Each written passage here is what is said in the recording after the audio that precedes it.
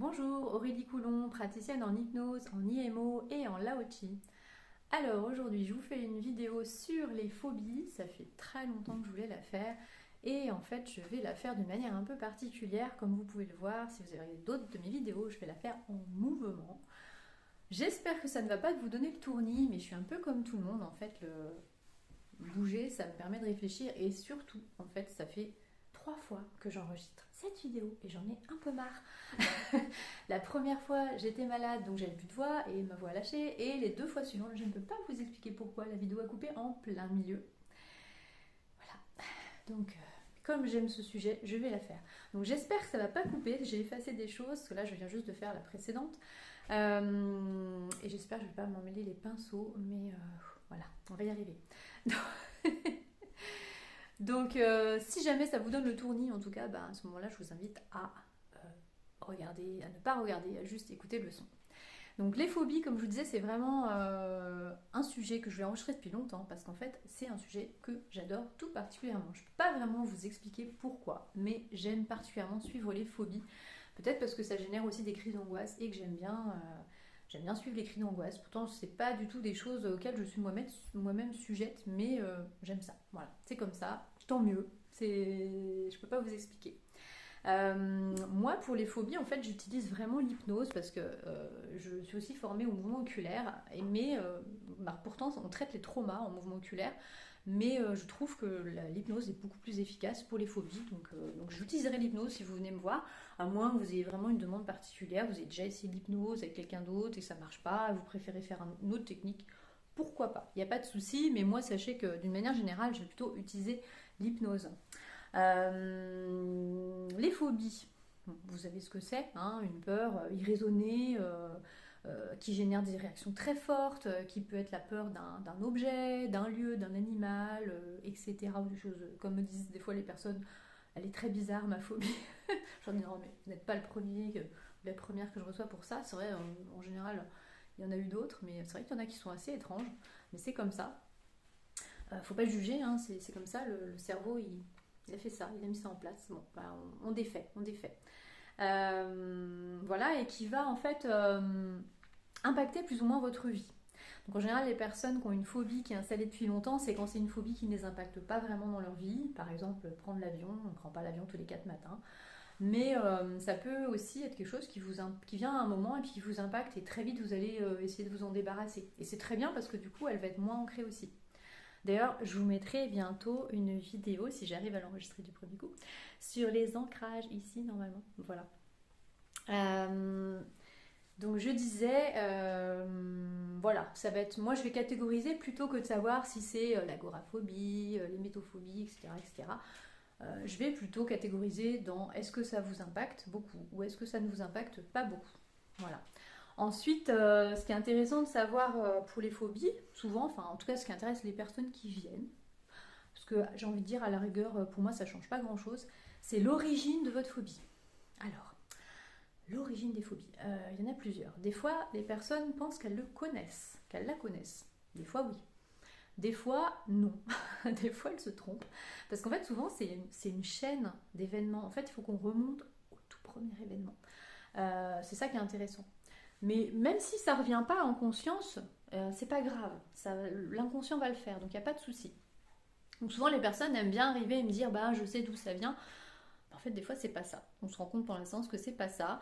Et c'est pas grave, en fait, hein, parce que des fois, ça remonte pas, il n'y a rien qui remonte, donc on ne saura jamais, en fait. Mais le plus important, comme je dis pour tous les sujets, c'est que c'est le résultat, en fait. C'est que ça fonctionne et que vous soyez libéré. Donc, peu importe que vous sachiez à l'arrivée si ça venait de quelque chose que vous avez vécu une seule fois et qui était très violent, parce que des fois, ça s'ancre comme ça. C'est vraiment émotionnel, une émotion très forte. Du coup, votre cerveau, en fait, il crée cette phobie, c'est comme une espèce de réflexe. En fait, il vous met en sécurité. Donc voilà, il y a eu la peur de la mort, parce qu'il ne faut pas se mentir, hein, la phobie, c'est très souvent la peur de la mort, liée à la peur de la mort, qu'elle soit réelle ou symbolique, hein, d'ailleurs. Mais voilà, il y a une espèce de réflexe dans le cerveau, c'est je te mets en sécurité, de toute façon, je vais générer des réactions physiologiques tellement violentes que tu ne pourras pas y retourner. Voilà, tu ne pourras plus te confronter à ça. Donc il vous extrait un petit peu de votre vie. Enfin là, vous n'avez plus les commandes, hein, clairement. Donc soit c'était très violent, c'est arrivé qu'une fois, soit, comme je disais, ça peut s'être répété, mais ça peut être à ce moment-là des choses qui sont pas très impactantes, ce qui fait que, bah, en fait, souvent, vous n'allez pas forcément savoir, vous n'allez pas forcément avoir l'idée d'où ça vient. Et puis des fois, c'est aussi des choses que vous n'avez pas vécues. Oui, oui, voilà. Si vous n'avez plus l'image, vous avez l'impression que je ne parle plus, mais je viens de chuchoter. Donc des choses que vous n'avez pas vécues. Ça peut être des choses que on vous a racontées. Ça peut être des choses que vous avez vues dans un film, dans un livre que vous avez lu.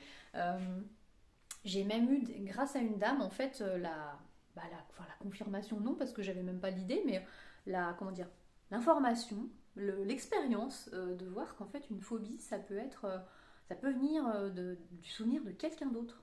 Et ça, c'est incroyable. En fait, cette dame, elle venait parce qu'elle n'arrivait pas à faire du ski sur les pistes noires. Et en fait, elle avait un souvenir de sa maman qu'elle lui avait souvent raconté, où son oncle, qu'elle n'avait pas connu, était mort en tombant d'un toit. Et en fait, pendant qu'elle me racontait ça à la fin, parce qu'elle pleurait, elle était très émue par ce souvenir qu'elle n'avait pas vécu, mais qu'elle avait l'impression d'avoir vécu. Et je lui dis, mais en fait, j'ai eu l'image du V inversé, du toit et de la montagne, en fait, schématisée. Et je lui dis, mais en fait, c'est le toit du monde, la montagne. Enfin, alors je sais pas hein, si mon intuition était juste, mais c'était incroyable. Et après, elle a pu skier sans problème. Enfin, voilà, donc c'était assez marquant. Voilà, puis ça peut être aussi quelque chose qui est transmis par les parents, mais par exemple par imprégnation. Vous savez, si vous avez votre père qui a la phobie des abeilles, et puis dès que pendant les 6 premières années de votre vie, tous les étés, il hurlait à chaque fois qu'il faisait un barbecue, parce qu'il y avait une abeille qui passait, bah forcément, au bout d'un moment, ça va s'ancrer. Donc les parents ils font pas exprès, hein, faut pas s'en vouloir, hein, mais d'ailleurs souvent c'est un très bon levier en fait quand les personnes sont parents et qu'elles viennent me voir et qu'elles me disent bah en fait j'ai pas envie de transmettre cette phobie à mon enfant, et ben c'est un super levier. Même si pour les phobies je trouve qu'il n'y a pas forcément besoin vraiment de levier, parce que comme je vous disais en fait l'inconscient il n'a pas vraiment de raison, enfin il a fait ça comme une espèce de réflexe, mais en fait dès qu'on va parlementer avec lui dire bah tu vois, par exemple, dans certains cas de phobie, par exemple, je prends un exemple, la phobie des pigeons, c'est très spécifique. La phobie des pigeons, d'ailleurs, c'est drôle, je vais vous raconter une petite histoire, mais bon, bref, c'est vraiment une petite anecdote. Hein. Prenez-la comme une anecdote, mais figurez-vous qu'il n'y a pas longtemps, j'ai reçu un jeune homme qui venait pour un truc qui n'avait rien à voir, je ne sais plus ce que c'était. Et juste ce matin-là, je commençais l'après-midi, donc le matin, j'ai fait un peu de jardinage et il y avait un pigeon déchiqueté devant ma porte d'entrée. Heureusement que j'ai fait ce jardinage le matin, parce qu'en fait, je demande toujours aux gens s'ils ont une phobie, même quand ils viennent pour autre chose, et il m'a dit j'ai la phobie des pigeons, morts ou vivants. Et là, j'ai fait ah heureusement que j'ai eu ce petit moment de jardinage. Bon, bref, il ne le saura jamais, je ne lui ai pas dit. Hein. Et donc, bon, par exemple, la phobie des pigeons, clairement, vous habitez en ville ou vous visitez une ville, cette phobie, elle peut vous faire traverser la route en courant et vous faire écraser par une voiture. Donc, en fait, c'est censé vous protéger, mais finalement, ça vous met en danger.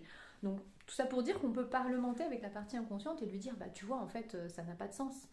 Et même chose quand c'est pas quelque chose qui vous met en danger, mais si ça, par exemple, ça vous empêche de vivre normalement, si ça vous empêche de vivre des moments avec les personnes que vous aimez, l'inconscient, il est quand même là pour vous protéger, mais aussi pour vous rendre heureux. Enfin, si vous êtes en sécurité, mais vous êtes sous cellophane dans une boîte en carton et que vous déprimez, bah, ça sert à rien, quoi. Donc, je veux dire, voilà. Donc, en général, ça fonctionne vite. Donc ça, je voulais vous dire ça. Et puis, je regarde, parce que comme ça fait 4 fois, j'ai pris des notes, parce que tout va s'en mêler dans ma tête. Voilà, je voulais vous dire également qu'on ne supprime pas les peurs pendant une séance les peurs utiles, enfin les peurs qui vous maintiennent en vie, on les conserve, et je le dis tout le temps à l'inconscient pendant une séance phobie, les peurs utiles, on les conserve. Si vous avez le vertige, il est hors de question qu'après une séance, bien évidemment, vous n'allez pas aller vous lancer dans le vide sans prendre conscience que vous allez mourir. Enfin non, je veux dire, ça n'a aucun sens, et je suis persuadée que si je le disais pas, ce serait la même chose, mais par acquis de conscience, je préfère le préciser à l'inconscient. Voilà, là on parle que de cette peur inutile. Voilà. Et puis j'utilise pas non plus, c'est ça que je voulais vous dire aussi. D'ailleurs, je vous remettrai le lien vers la vidéo que j'avais fait pour les séances hypnose adultes, parce que je vous disais que j'utilisais des métaphores et et qu'en fait, je parlais pas de votre problématique. Bah, pour la phobie, ça va être un petit peu différent. Je vais parler de votre problématique, c'est-à-dire je vais parler des phobies, mais je vais pas parler de votre phobie en particulier. Voilà, et je vais pas non plus vous faire visualiser, parce que je suis gentille, l'objet de votre phobie, parce que j'ai pas envie que vous hurliez surtout. Donc, donc voilà, je vais pas vous faire visualiser l'objet de votre phobie. Je sais que ça peut être un travail en psychologie, en certains types de psychologie comportementale, je crois. Enfin, je suis pas spécialisée.